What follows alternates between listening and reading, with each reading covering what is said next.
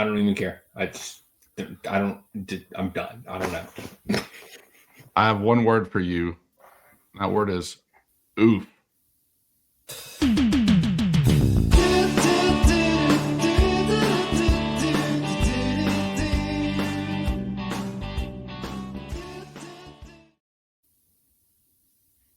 F this team. F Blue Co. I thought we were going to stare off.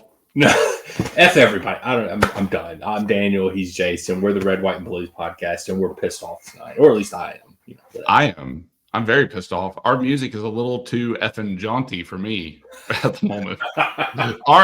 our intro just pissed me off. We need to have an intro for like when we are pissed off on the podcast, and it's just like depressing music, and then we have happy when we're joyful.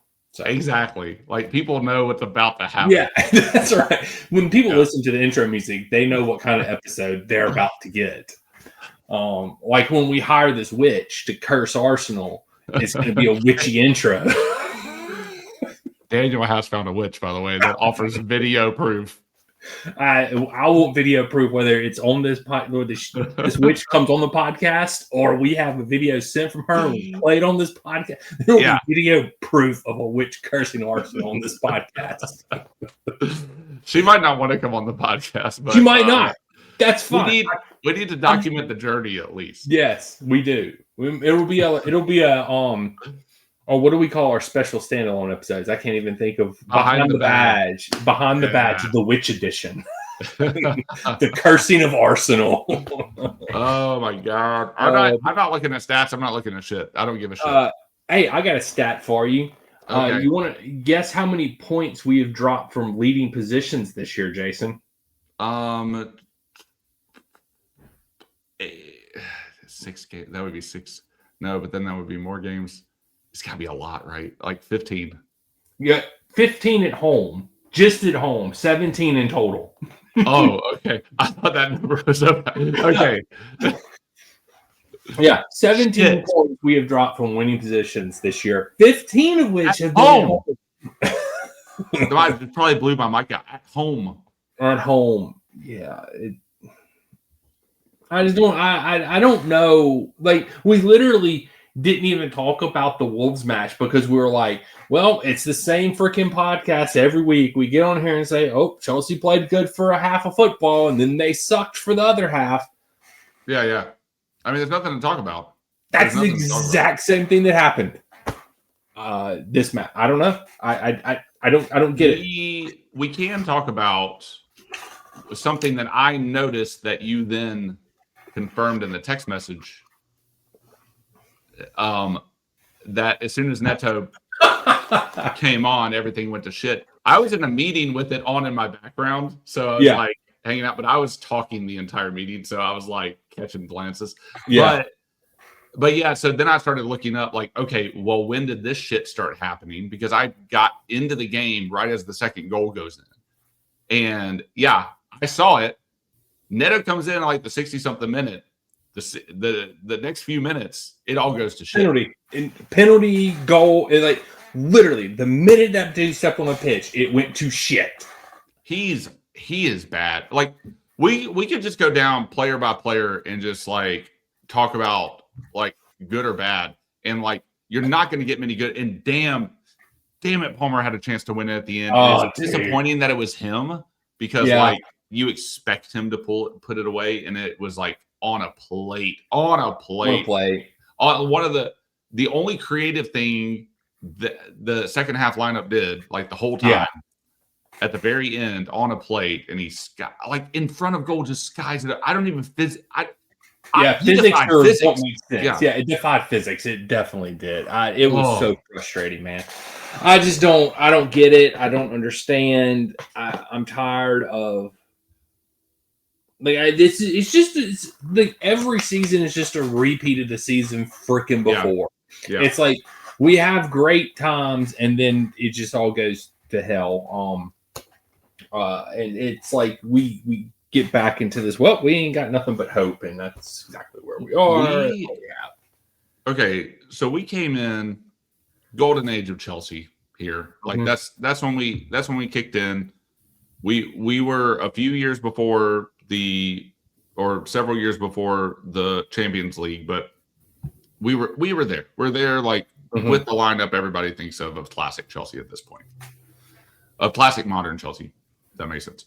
But you cannot accuse us of being like, I don't think that insult is as big of a deal now. Like, oh, you're just a new Chelsea fan just because it has been so long. Well, you can't accuse us of being fair weather fans. We have podcasted through this entire Blue Co shit show. And like what you just said is like every season's the same. And that just, I am frustratingly sad about it. Yeah. Where to go. My emotions have nowhere else to go. It's rock bottom is rock bottom. Yeah. The thing that would ever top it would be to be relegated. But at this point, like we're watching a team that on paper is supposed to be whatever, and they just flounder. And any manager that comes in just flounders. And any decision that the sporting directors make just flounders. And they like all of the talking heads for this club, all of the mouthpieces for the club, and all of the shit everybody speaks. It's all talk. There's nothing to cling to here. There's no hope. I am the guy that said Chelsea, if everything went right, Chelsea could win the league this season. And now look at me. At least you had optimism. That's more than a lot of people had. That's more than I had at the beginning of the season. Yeah, it's gone. It's gone. It's not even. I am not convinced that. Here's the thing, right? Like, I'm gonna say what I'm about to say, and people are gonna be like, "Oh, you already saying Liam Ross Sr. out?" And like, the dude hasn't lost a Premier League game. I'm not saying that. I'm just lost to Arsenal twice, though. Yeah. True. So, get out of here. But I'm just not convinced. And like I'm not going to be convinced until there's something to be convinced about. And I don't think these wins are good. And you and I talked about it last episode. Like, it's already starting to happen. March is going to the rest of the season is going to be even worse than this. It could be. I am just already prepping my mind for it. My expectations are rock bottom. Well, I mean, again, why did we win the match today? Because we got a penalty. Granted, clear and obvious penalty. I don't know what defenders in the Premier League all of a sudden think you can push somebody down in the back with two hands in the box. Like, whatever. But that's 10 penalties now we've had since he's been here. It's just one of those things. Like, I mean, yeah, I think we are playing better attacking football, but we're still not defending. Like, we're still switching off. Like, so you can attack better. You can have a different, tactical way to go forward that is better than what Maresca has. You can plug in people like Andre Santos, who I think the midfield now is a million times better than when Maresca was here. Like, he's done a ton of positive stuff. But if you don't get through to the players that you can't switch off, I don't care if tonight, like he in his post-match press conference, like we switched off for 6 minutes. 6 minutes, and that's all it took. Well, that's all it takes any match. Like, that's all it takes. You switch off. Yep. Players can't switch off, which has been a problem for before he got here. So clearly that's not a Rossinha problem, but he's the manager, so it's his job to fix that problem. Right. Same thing with defending. We haven't been able to defend all year, so it's your job to fix that because you're the manager now. So if you can't fix these things, no matter what the attack looks like and how great it looks and how many times we play a great 45 minutes of football, if you can't get a full 90 out of this group of people, out of this group of men, then like, are you the right person for the job? He's a yes man, so he is the right person for the job, whether we like it or not. And I'm with you. I'm not saying out. I do think Rossinha has some great things about him that I do really like. But the one thing that I can say that like he's different, and the one thing that I'm just going to go back to this is because when Tuchel came in, the first thing Tuchel did was like, all right, we're compacting our defense. We're going to defend well. Yeah. And we might not have scored that much under Tuchel. It wasn't always pretty football, but we would win. And that's all I cared about at the end of the day. We won a damn Champions League under him. But we're winning. You know? We're winning, and this was a draw. You know what I mean? Yeah. Like, but why are we so sad? Why are we so angry? It's because this is like it's still the fact. It's like you said earlier. It's like we've talked about. Like, yeah, we've won, but it hasn't been like great wins. Like it's a pattern that's developing. Like even the announcers during this match today repeatedly said that this team was inconsistent and couldn't play 90 minutes of football. Yeah, the announcers were saying that. We've been saying it on this podcast for a couple of weeks now.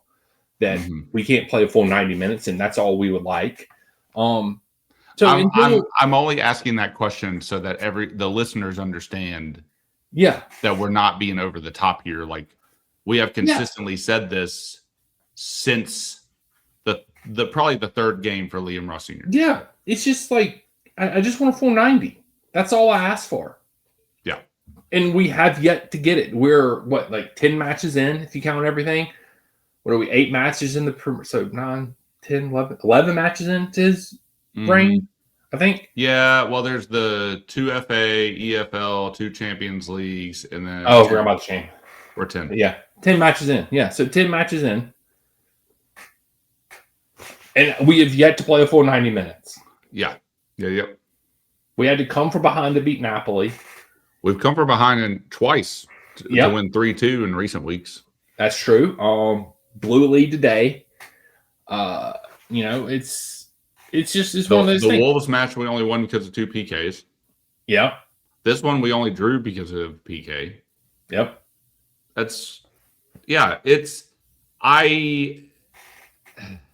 What I really hope,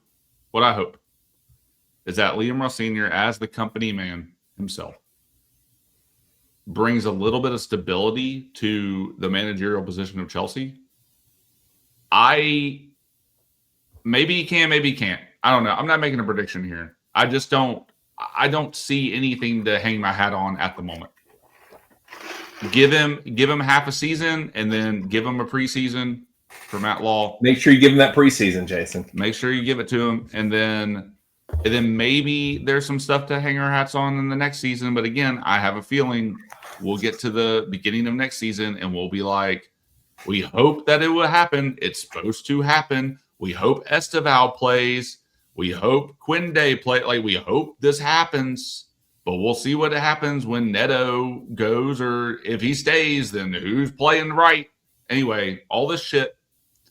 And like, that's going to be, is that in our future? And like, in my mind, I'm just like, okay, I think Liam Ross Sr., in the same way I thought about Maresca, I think he deserves at least a full year. Mm-hmm. He's getting a year and a half off the back of this season. I think he's done, like you said, there are some bright spots, but yeah, the motivation, man management shit. I don't know what's happening with this team. I don't know what's going on with the thing. But at the same time, like, can he be stable enough? Like, say we're 2.5 years down the road, right? And we're coming up on the end of his second full season. If we've like just stayed in this realm, right? This is just my thought. Is this a desirable job at that point? Like, if you show that you can keep a manager for over a year or a year and a half, and then he brought a little bit of stability to the club, but like it still wasn't progressing. Like maybe we just are mid. We want to be Brighton. Like, can we ever get to the point where we can command like a coach that isn't a work in progress coach? Like, can we ever command a coach that isn't just the minimal viable product of a coach? Like, can we command a coach with like really decent experience and not just this? Like, that's what I would hope. Like, the goal is that starts now. Like, that would start now. Like, Liam Ross Sr. has to keep a stable profile at this club, and we have to be mildly successful. I'm talking like Arsenal over the last 7 years successful win one trophy. They only won one trophy. I know. But that's what I'm saying. Like that would be like, hey, just put us in the conversation a little. Dance around, but then do you keep him forever like you do Arteta? But then does it pay off? I don't know because it's going to effing pay off for them this year. No, it's not. They're getting cursed. They're getting cursed by God. Oh yeah. Essie Witch. Oh God, thank God we're doing that. Going to curse them. Yeah. No, I think like here's my question in all of this because this is where I think this is where the crux of it is. It's not like so we are on like the fourth full-time manager. I guess at this point, Maresca, Rossigna, Potter, Poch. I'm not going to count Tuchel because he was only here for... Or Lamps, yeah. Or Lamps, yeah. I'm not going to count either one of them. So, like, if you're looking at it, these have clearly been problems with the team. Like, a lot of the same problems we're seeing under Maresca, we're seeing under Rossigna. Like, high XG, not scoring, not taking, like... not being able to score goals, but being put in places to score goals. Yeah. You have like Poch. We were like the XG kings when Poch was here, but we just couldn't finish. Same situation now. I think our XG was like 3.62 or something like that today, or 3.2 something. It was up there. It was over 3, I know. We control games. We have 55-60% possession majority of games. But players switch off. Players, they have mental lapses. It's happened for under every manager. Poch, it happened more so with like it was the immaturity, it was the unnecessary yellow cards. You know, that carried over a little bit into Maresca. That got better under Maresca, I would say. As far as the non-necessary yellow cards, I think our yellow cards probably stayed on par just because we turned up the aggression and Caicedo is carrying us forward with our yellow cards. But at what point do we just look at the players and say, maybe they're just not good enough? Maybe this is a player issue, and it doesn't matter what manager you bring in here. I mean, it doesn't matter what coach you bring in here, what tactics you play. They can only get so much out of these players.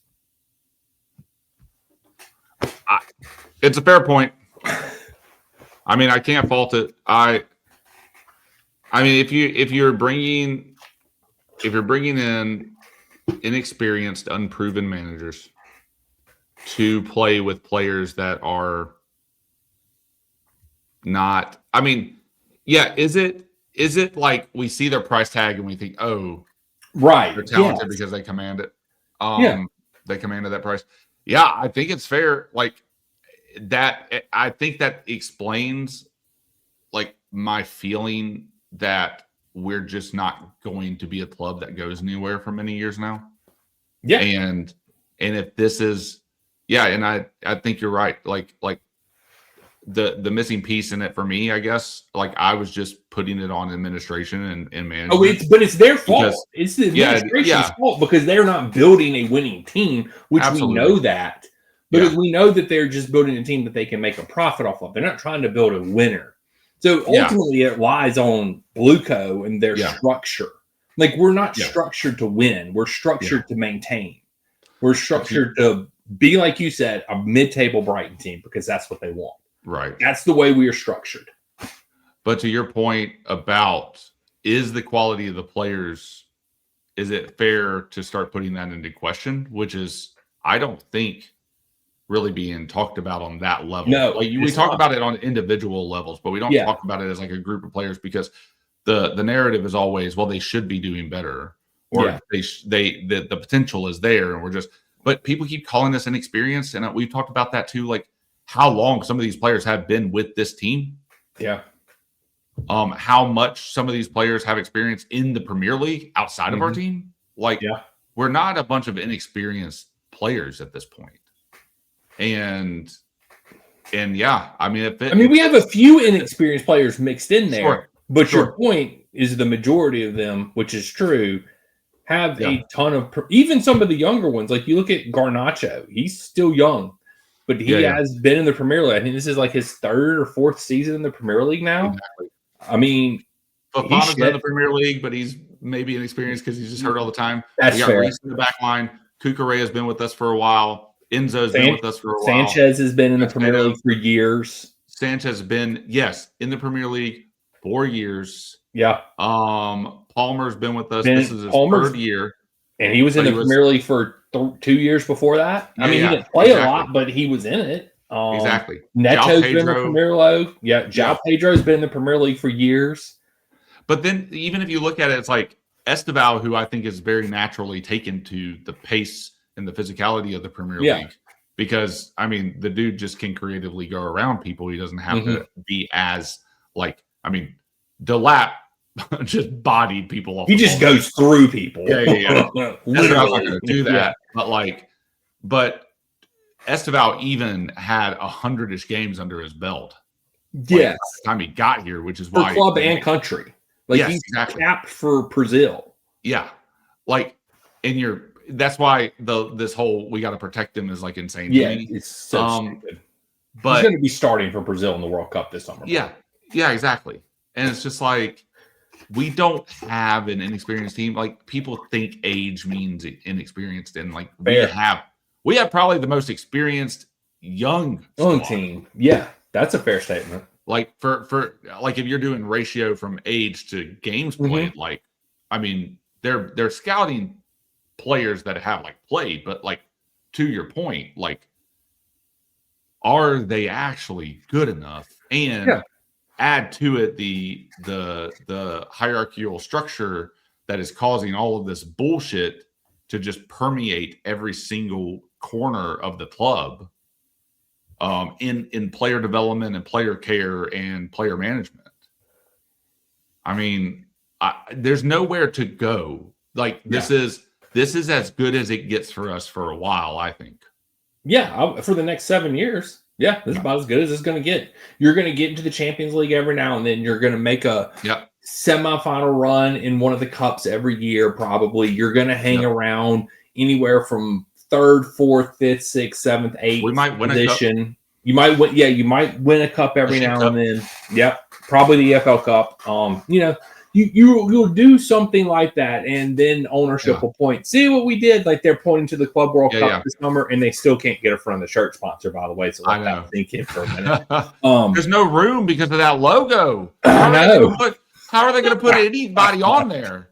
I'm surprised they don't. It's crazy. I'm surprised they don't blow up the Club World Cup logo, and that's giant ass thing on the front of our jersey. We're sponsored by FIFA. We're sponsored by corruption. Thank you. Yep. Because we are corrupt. No, but yeah, the thing is that you said at the beginning of the podcast, and that's sort of what got me thinking about it, is you were like, if we went down the list of players, how many would actually be good? Yeah. And that's just sort of what game, but yeah. I know, but I started thinking long term, and I'm like, well, I mean, he's got a good point there because there aren't a lot I would consider good. I mean, there's some good players. But when we're back to Poch era, where we literally have to count on Cole Palmer or João Pedro to score because that's all we got. That's all we got. That's all we've got. If one of them two doesn't score or draw a penalty or something, we're not getting anything out of the match.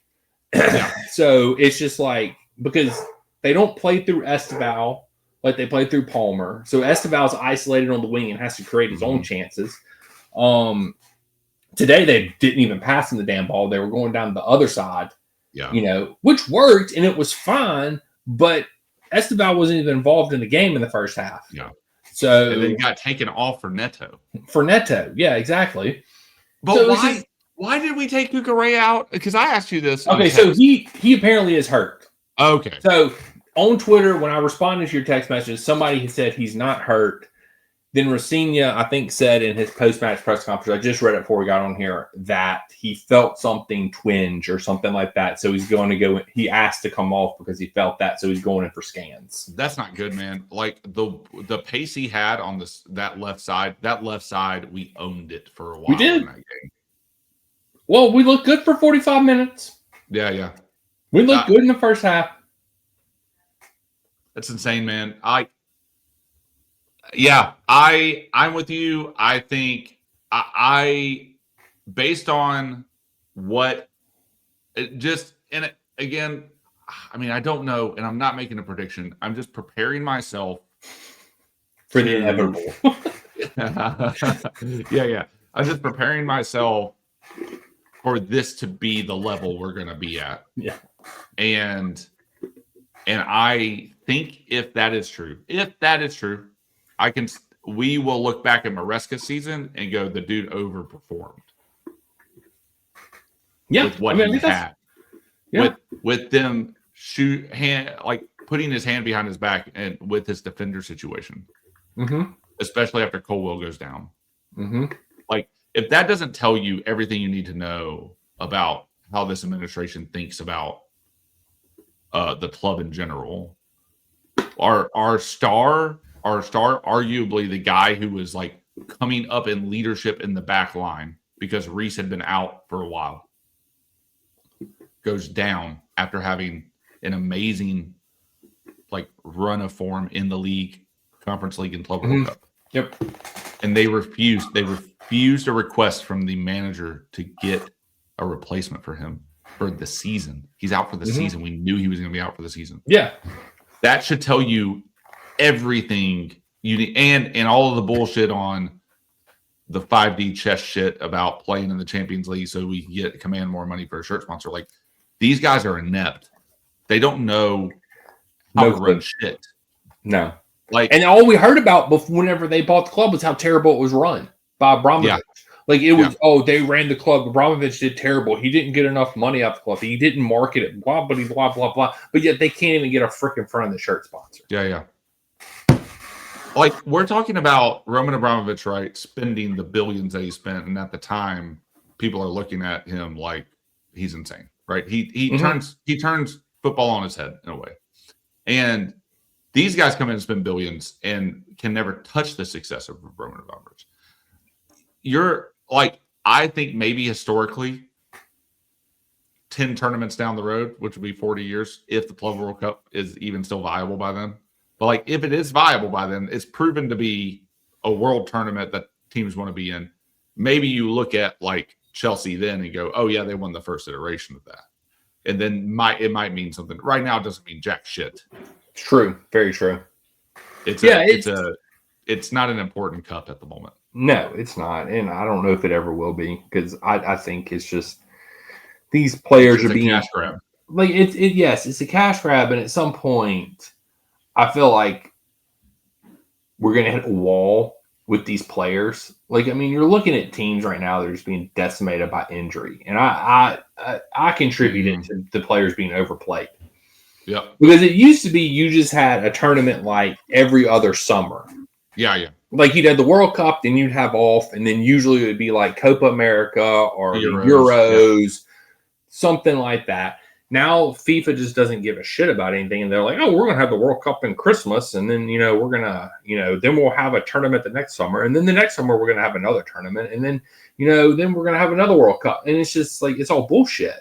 It's all just money grabs, like you're saying. It's just because everybody's greedy and nobody cares about the players. And at some point, I think the players just need to stand up, because they're the ones that are paying the price right now. Right. And it sucks for them. But I don't know. It's just, I don't know. I don't even know how I went off on that tangent. But anyway, so to speak to your point, Jason, about how poorly managed we are, we fired. Let me find his name. Paul Green. You know who Paul Green is? Oh, I'm ashamed to say I don't. He is who was essentially like the director of football for our women. Oh. Yeah, we fired him. They didn't tell the players. They an internal email was sent out at 7:54 on Monday. Didn't tell the players. A lot of players found out through social media, the news, everything like that. Apparently they were wanting Blueco and their two dumbasses are wanting more control of the women's team now. And he wasn't willing to give it up, which respect to him, because the women's team is all we have left at this club currently. The only people that win are them, even if they're sucking. So, yeah, two sources close to the women's team have said since Blue Co arrived, the culture has changed for the worse. Specifically, tension has risen among staff who feel pitched in competition against each other to prove their worth to members of the hierarchy, with mistakes and defeats resulting in finger pointing and rather than collaboration. Yeah, I mean, it's just, yeah, it's just. I'm reading a little bit about it now. Yeah, according to two sources, Paul Winstanley has expressed a desire to increase the number of player sales from Chelsea women's ranks. So now we're just going to start treating the women's team like the men's team. The thing that Emma Hayes built from the ground up. Yeah. Emma Hayes and Paul Green built this thing from the ground up to be one of the best women's teams in the entire world. And now Blue Co is just coming in and destroying it. It's done. It's done. Yeah. They sold it off.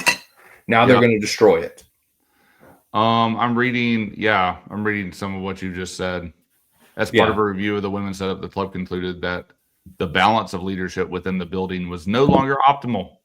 Specifically, that some areas were not operating the level expected of an elite women's football program. Give me a break. They're the only thing that is elite about this club right now. Oh, you'll love this line. It was decided that changes were needed to ensure future successes. Yeah, like they haven't been the most successful club in England. Yeah. Outside of Arsenal winning the Champions League last year. That's it.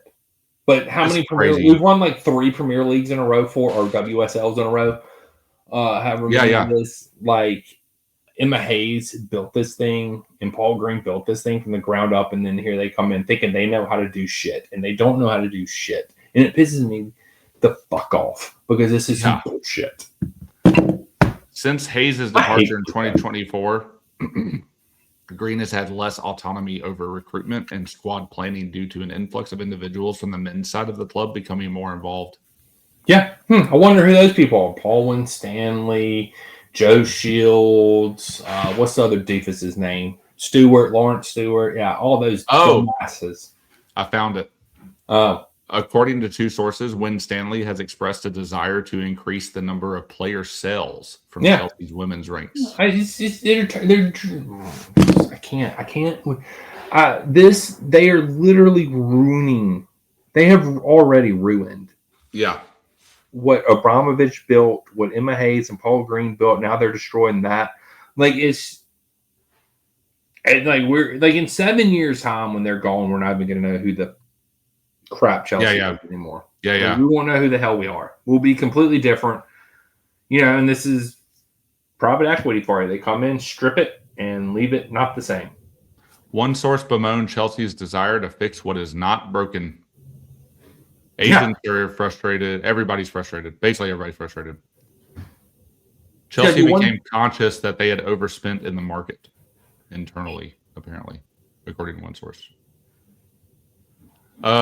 Two sources close to the team, which we've known this because we've talked about how they've made changes before. Two sources close to the team have said that since Blue Co's arrival, the culture has changed for the worse. Specifically, tension has risen among staff who feel pitched in competition against each other to prove their worth to members of the hierarchy, with mistakes and defeats resulting in finger pointing. That's what you just said. Sorry. Yeah. I missed that part. I'm so sorry. I was reading. But yeah, I mean, to your point, like, if that's happening at the women's club, then that's definitely happening everywhere. It's already happened at the men's club. I mean, they've already gotten rid of everybody. They've already, done. I mean, the whole reason they did away with Tuchel is because they didn't want anybody left over from the Abramovich administration. They wanted their own people in there. I mean, that's what private equity does. They buy your company, they strip the assets, they get rid of everybody that's there, and they replace it with their people. Like, this is, I mean, it's 101. Like, this is business 101 shit. And I don't understand why people don't understand that and see that. Dude, this is crazy. Sources, if you read this earlier, please let me know. Sources also believe a gap has been formed in the players' cognizance of what it means to play for Chelsea. During Hayes' time in charge, they were spent learning football and tactical theory.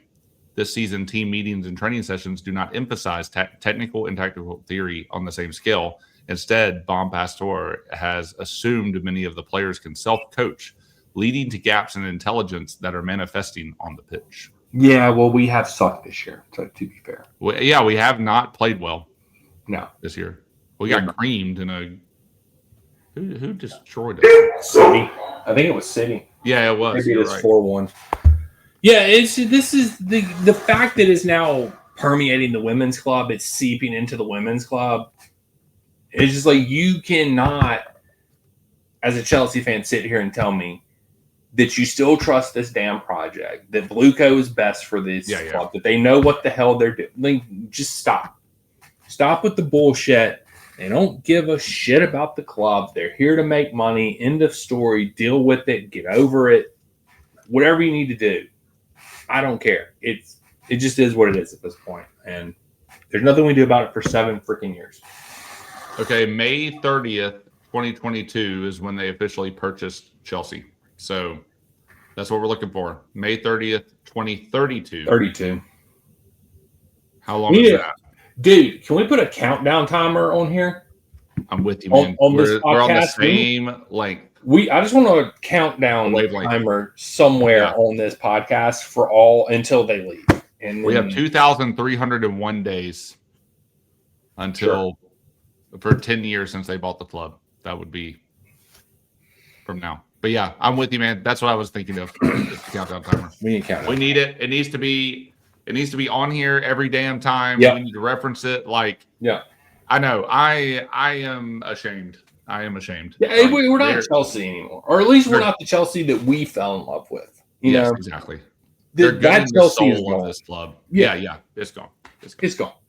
This is like the day that Chelsea died. Like Bob Dylan. Yeah. This is the day the music died. You know, this is the day that Chelsea died. Like with this women's stuff going on and everything that's it's like we're dead. Whatever. 6 years, 4 months, and 10 days is how long we got. And that's if they even sell it then. Like, that's the thing. Like, will they even sell it? Yeah. But who knows? I have. This is so sad. It really is. And Liam Ross Sr. hasn't lost a Premier League. It still feels so bad. Well, I think and I don't even blame this on Rosina. I think it's just the overarching theme of the club, like, is what is the depressing part. We're part. Winning and we're watching it all fall apart at the same time. Correct. And I think we both know that this isn't going to be sustainable. No. Like we like we predicted we predicted the downfall of Maresca. We were just 2 games. Like, I think we said Everton, and it happened before Everton. And then this one, you're like, just wait, Daniel. We got like 3 more games. Just wait till March 1st, and then it's all going downhill March 1st. And then lo and behold, like, nope, it's going down the hill earlier, Jason. So I think we win half the remaining games, possibly. I think we have the potential to win half, which means we might win less from March 1st on. That's bad. It's going to be bad. It's going to be a bloodbath. I hope that's not. I hope to the football gods I am wrong, but I am preparing myself. This is not a prediction. I'm just preparing myself for what could potentially be a bad 3 months. Yep. This season's either going to end on a really high note or a really low note. I don't feel like there's any in between with this team. Maybe there is, because that's where we're just mediocre now. Europa League is in our future. Or is that even in our future? Maybe not. Maybe back to the Conference League. Dude, I am okay with where we are right now. Let's just finish 10th. Well, so here's the thing. And, once again, anytime any team in front of us drops points, Chelsea will also drop points on that same day. Man United drop points today, draw, and instead of jumping them in the table, capitalizing on that, you're up 2-0 against Leeds. You fumble the bag. Yeah. You realize there will be 10 years next season since we have won the Premier League. That's crazy. Yeah. That's bad. It doesn't feel like that because we won the Champions League in 2021, but still. Yeah. I do think Tuchel would have eventually gotten us there. I agree. Possibly. Oh, hands down. I agree. Yeah. We were actually growing in some ways. I mean, I think the end of his last season was not great. And we didn't start out crazy strong. Like we had dropped some points that we were not expecting to drop before they fired him. I don't think that was enough to fire him because they fired him 7 games in. God forbid some people think that means he had half a season, but still whatever. Yeah. But I mean, it was also they could bring in their guy Potter. I mean, that was the whole reason. And we saw how a 7th-tier Swedish manager did in the Premier League. And some people on this podcast, 2 people on this podcast, there's only 2 of us, said it was going to be bad. And what do you know? We were right. It was hard to wait for it though, because like we said last pod, he did go on that run. Yeah, which we also predicted on this podcast though. Yeah. We did make the prediction that Potter would go undefeated in the month of October. Yeah. We made that prediction though. We gave him that. We said he sucks, but he's going to go undefeated in October. Those were such brutal games after they fired Potter too, because like at least there was something to be mad about. Like when it was just lamps, just putting the 4-3-3 out there. He just would put players out there. Yeah. Like there was nothing happening. Like oh man, that was brutal. That was so brutal. It was bad. It was bad. My God, that was bad. It's still this isn't as bad as that, but like the feelings of like the soul of Chelsea being slowly sucked out, or like our trajectory overall. Like we're in the damn Champions League, but like we're stagnant. We're just stagnant, and like everything you hear about the behind the scenes stuff is not good. Yeah, and especially after the firing of Paul Green. Yeah, it's wild. That's wild. I mean, there's nothing else. There's nowhere to go from here because up is not an option. And down will not be an option. So we're going to float in this little 5th through 9th thing for a while. I've never wanted to be owned by Saudis. The Saudis more than I have right now. I've never wanted that in my life, but I will take the Saudis now gladly. I will take the Saudis' blood money. I will take whatever the hell they have to give us. I'll take it because I want to win. Damn it. I'm tired of feeling like this. I'll take the damn blood money. I might be allergic to blood money, but I'll deal with the sneezing until. I'll take the blood money. I mean, we probably already had blood money washed through our club anyway, so hell, it's been done before. Yeah, you could probably. I'm not gonna say anything, but you could probably say something. There's probably some blood money mixed in, a good bit of drug money, whatever. Yeah, I don't want nobody coming at me. I don't know where these people are getting their money from. That's why I think money is such a weird thing. Like, I don't give a shit how much a player costs. I think those are nonsensical. Like, we talk a lot about the money of the club. I think you and I can talk about it more abstractly with, like, they've got, like, a future plan. And I'm like, I don't know how you're spending that with a future plan. Like that's as much as I'm willing to do.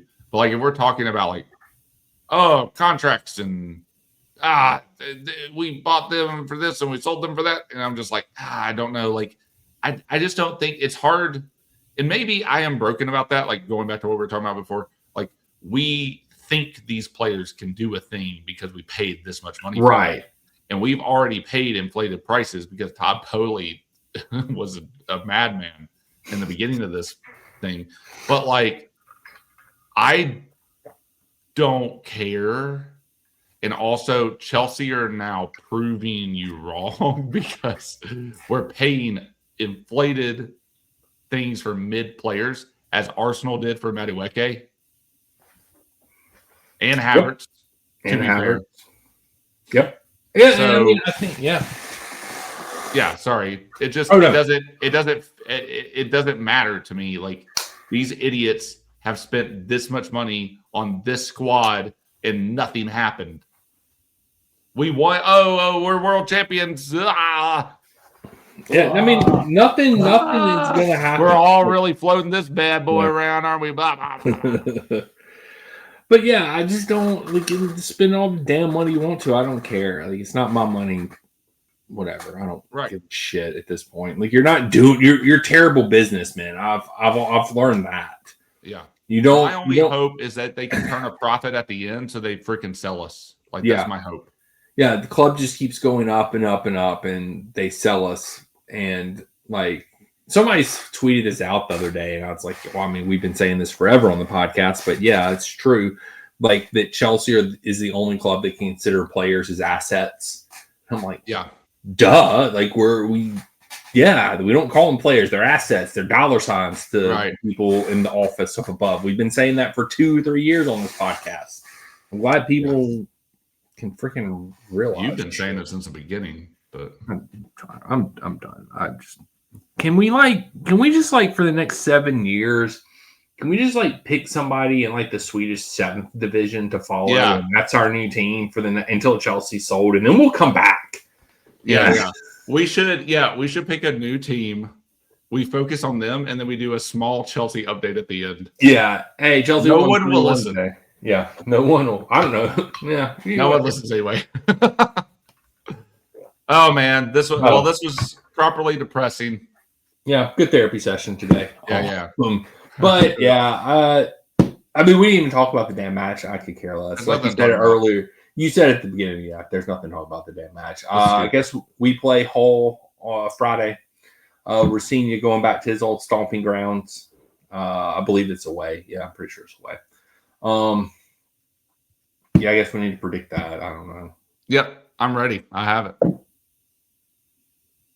Okay, I got mine too. 3, 2, 1. 2-1. 2-1 Hull. Damn, mother. Oh man. Yep, that was it's like we're not winning. Son of a bitch.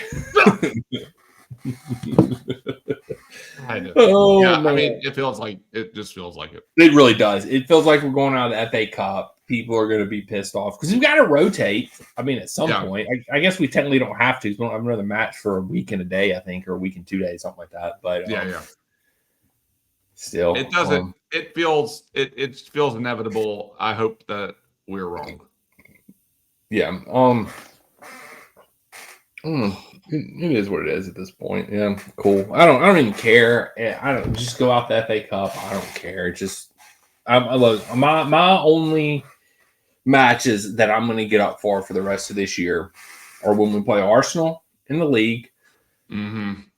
I'm going to get up for the City match and pray that we lose. And then I'm going to get up for the Tottenham match at the end of the year. Those are the only, and then I'm going to get up for the Champions League. Whoever we play in Champions League. Those are the only matches that I care about for the rest of this year. I don't. The rest of them, you're going to get on here and you're going to hear me say, "Whoop-de freaking do." I don't care. I'm exactly the same. There's no other matches that matter to me. It matters to me that Arsenal fall on their effing face. Yes, and yeah, if we can make a run in the Champions League, of course. Yeah, we need. If Hull actually beats us tomorrow, I will still want to win the FA Cup, so that's fine. But it's not going to matter until we play a big team, unless Hull Cinderella story, whatever. And then I'm with you, man. It's going to be City better effing beat us. We need to get in touch with our Etsy witch. And that gives City the 6 points they need. So City needs to do that. That's true. City beats us, and they win out. Yeah, and they beat Arsenal. There you go. That'd be awesome. But we need to get in touch with our Etsy witch so we can pay her to curse Arsenal for the rest of this year. Yeah, how we got to talk to her. How is this going to work? Because is it like a game? Like, or is it just overall? Yeah. Like, I want to know. I need somebody to curse the whole team. Yes. Yeah. I need a team curse. I don't want like. I don't want injured players curse. Yeah, I don't want any of that. Like we're not wishing like bad things to happen to anybody, and therefore they can't play. Correct. But if that happens because the curse got put on the team, and that's just the way the curse works.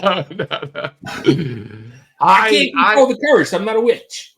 I'm just hoping for like a little bit of like what is it, like the silly sports shit that happens? It's just like sort of like our defending today. Yes, exactly. The second Leeds goal defending. Or Palmer missing the shot. Yes.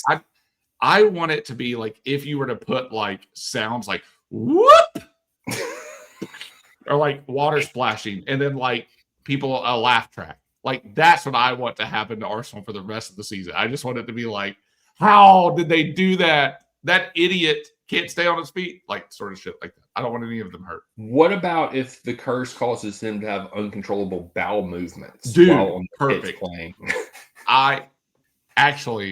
That would be preferred if the majority of the Arsenal team shits their pants at some point. Yeah, we need at least one Arsenal player to shit their pants every game. Like that would be amazing. Yeah, we need to get in touch with this witch, and we need to discuss the details of how this curse is going to work. Yeah.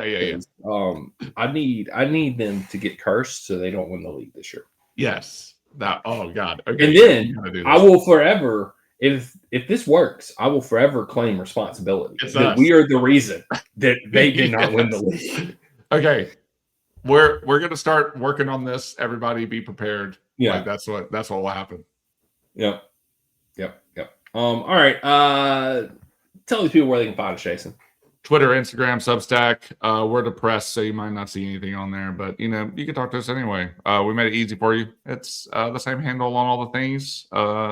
At Red White Blues FC. Yep, listen to us on Spotify or Apple. Wherever you listen to your podcast at. We're also on YouTube. Like, subscribe, follow bullshit, bell, bullshit, whatever. Comment. And we're on there, so do all that shit. We'll be back Monday night with another, I'm sure, riveting episode of the Red White Blues podcast, and maybe we'll have a witch on. I don't know. Show up. We might have witches on here. We might have a whole commune of witches. Like, how much money are we willing to put into this? In our own cauldron. Yeah. Let us know what the price is, and we will set up a GoFundMe. For a witch to curse Arsenal. Yes, dude, that'd be amazing. I want a whole commune of witches to curse them for the rest of the season. So this is where our season's going. It is no longer about Chelsea winning anything. It is about keeping Arsenal from winning the league by any means necessary. Almost any means. I'm not going to the dark web. Not going that route. Yeah. But to go to the dark side of evil to keep Arsenal from winning, hell yes. Yes. To the dark forces. Satan and his demons. Let it be.